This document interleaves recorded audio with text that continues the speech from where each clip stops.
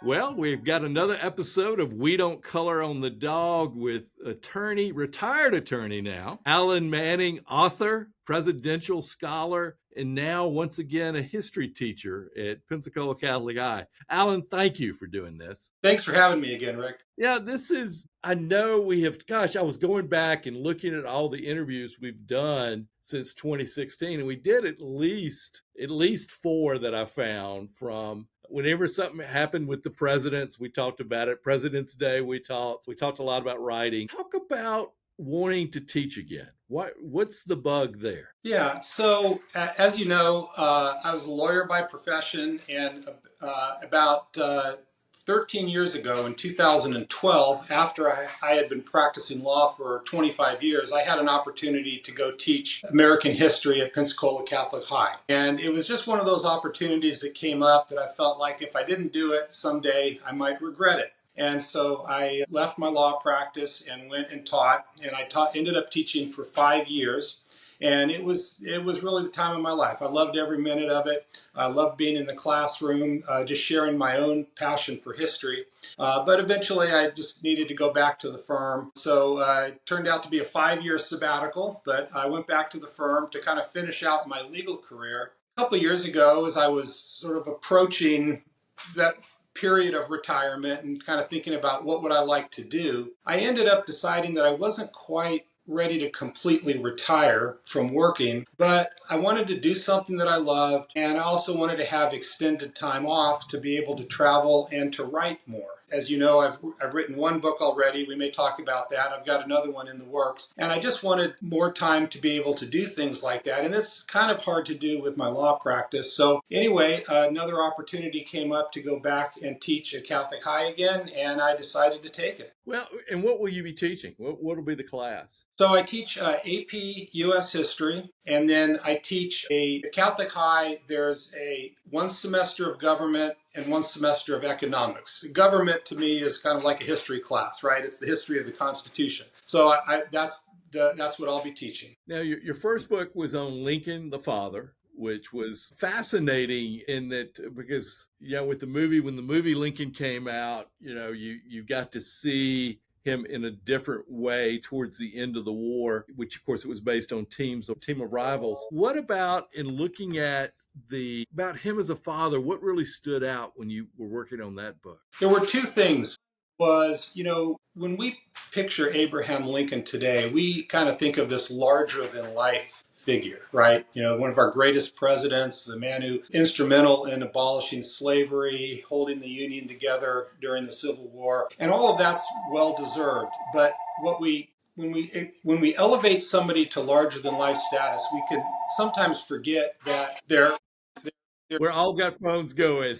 they're still ordinary. They're mortal human beings, and there are parts of their lives that are very ordinary. And I think the great story here with Lincoln was that when you look at Lincoln in his role as a father, you'll see that he was very ordinary in the sense that he did things that most fathers do. And that's it really shows a very human side of Lincoln. The other thing in my book that I talked about some was most biographies about Lincoln kind of repeat the same story that he had a very distant relationship with his oldest son, Robert. And I dug into that a little bit deeper and ended up concluding that that was actually not the case, that was an exaggerated element to the Lincoln story. In some ways, it was purposeful in the sense that people wanted to show that he sort of sacrificed his family in order to devote all of his time to being president.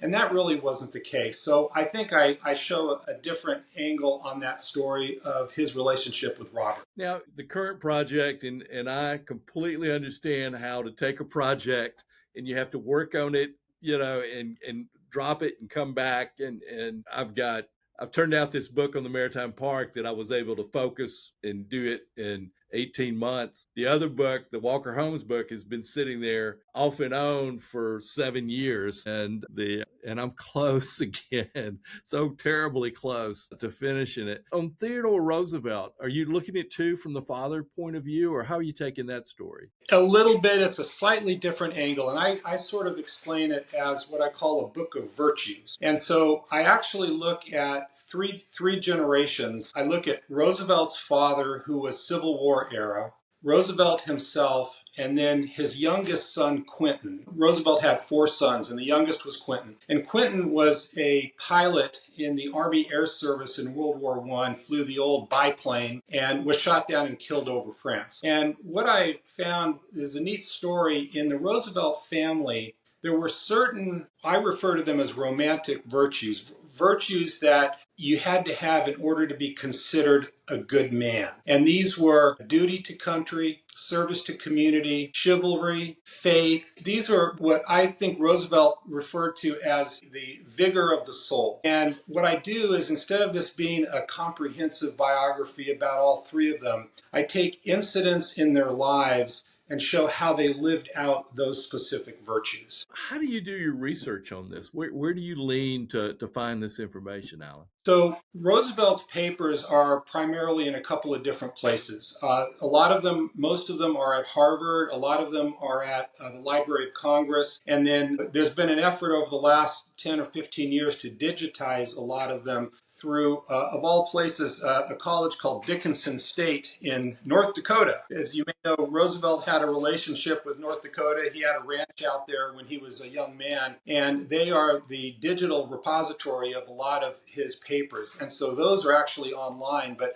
I spent time at the Library of Congress. I spent time at Harvard. Then people around Roosevelt, their papers are all over. I was at Yale. I've been to Sagamore Hill, where his house is out on Long Island. They have a small repository of some of his papers. Really, in a way, kind of all over the place, but primarily Harvard, Library of Congress, and then the digitized versions. It's got to be, I think, just looking through papers like that, it's got to be awe-inspiring, some of it. I mean, just that this is the man's life laid out in front of you. Yeah, and I'll tell you an interesting story about something that happened during my research. So I actually got the idea for this book. I was watching, this was after my Lincoln book was in process. My agent asked me what's next. And so I started kind of looking at different ideas. And I happened upon a made-for-TV movie was being shown on PBS called My Boy Jack. And it was the story of the British poet Rudyard Kipling and his son John. And Kipling, as you know, he was a big British nationalist. And when World War I first broke out, there was a debate going on in England as to whether or not England should get into the war. At that point, it was sort of between Austria-Hungary and Serbia. And then it started to spread. And Kipling felt that Britain needed to get in. And so he went around the country giving speeches. We got to get in. We got to get in. Eventually, Britain got in. And he had a son named John who was of age to go fight. And John wanted to fight, and Kipling wanted him to fight. But John had very poor eyesight, and he got rejected by both the Army and the Navy. And Kipling, being very famous, sort of pulled some strings within the government and got him into the Army. And a year later, he was killed in the Battle of Loos. And as I was watching that, it occurred to me that something very similar happened to Theodore Roosevelt. When World War I first broke out, it was over in Europe. We weren't in it. There was a big, debate back in the U.S. whether we should stay neutral or get in it. Roosevelt felt we needed to get in it. He went around the country almost berating President Wilson, saying that we need to get in. Well, finally we get in, and all 4 of his sons join up, including Quentin, who was just 19, and about a year later, Quentin is shot down and killed. And so that's what got me looking into the kind of this story of these values in the Roosevelt family, these virtues in the Roosevelt family. Well, when I was at the Library of Congress doing some research, I had ordered up a set of boxes, and I ordered them mainly by date. They weren't, the catalog wasn't very specific as to what would be in there. And I'm flipping through a manila folder, just looking at original letters that had been put in this box. And I was holding in my hand the original condolence letter that Rudyard Kipling wrote to Theodore Roosevelt on Quentin's death. Wow. Yeah. And so I took some pictures of it. I actually have a picture of it hanging in my office. And that actually led me to then try to, because I'd like to reference that in my book somehow. And so I ended up then poking around to see if a few years earlier, Roosevelt had written Kipling a condolence letter when John was killed, because they had been friends. And I found it. It was at a library in England, and I emailed them and they sent me a copy of it. So that was just, when you do research and you find something like that, it's just a great, really just a great experience. Yeah, it's a different form of investigative reporting, because you do you go down rabbit trails and you're not quite sure where they're going to go, but your instincts, like in this case, your instinct felt like there probably was something else there, because one, the character of Roosevelt and him being attached to his kids would understand the loss. But yeah, that's yeah. And if I could share another quick story, sure. Roosevelt's mother was a Southern belle. She was from Roswell, Georgia. And Roosevelt's father was from a wealthy New York merchant family. And it's a long story as to how they met, but they met and they got engaged. And he stayed up in New York and she stayed down in Roswell for about a year before they ended up getting married, and would write each other. And these letters survived. They're in the up at Harvard. And these are some of the most beautiful love letters you'd ever want to read. One of the things that struck me as I was reading through them was how well written they were. Because this was a woman who was 17, 18 years old, and Theodore Roosevelt's father was about 20 or 21. And I got interested in what was her education. Because how could a 17 or 18-year-old woman write these such beautiful letters? And so I started digging into it, and I found out that when she was an early teen, her father sent her off to what was called a finishing school. I mean, a lot of women didn't go to college back then, but sent her to a finishing school in the Carolinas. And I actually dug deeper, and I managed to find a copy of the curriculum that these girls had 1852, whatever year it was. And one of the courses that they would take was called Belles Lettres. Bellettres. And if you translate that from French, it means beautiful letters. And what it was it was sort of the custom that these girls would eventually be courted by men, and that they were taught how to write these letters to the men who were courting them. And I found that fascinating. That is now it's just text messages and you have to figure out what the emojis mean and what's there. But that's fascinating. So, well, Alan, when you get the book ready and you're ready to publish it, let's do it again. Absolutely. I love to learn. If you're all of us as writers, I'm always fascinated with everybody's process, and writing accurate history is a challenge, and wanting to get a different take but also stay accurate is, that is, to find those kind of gems is really fascinating to do. Yeah, for sure.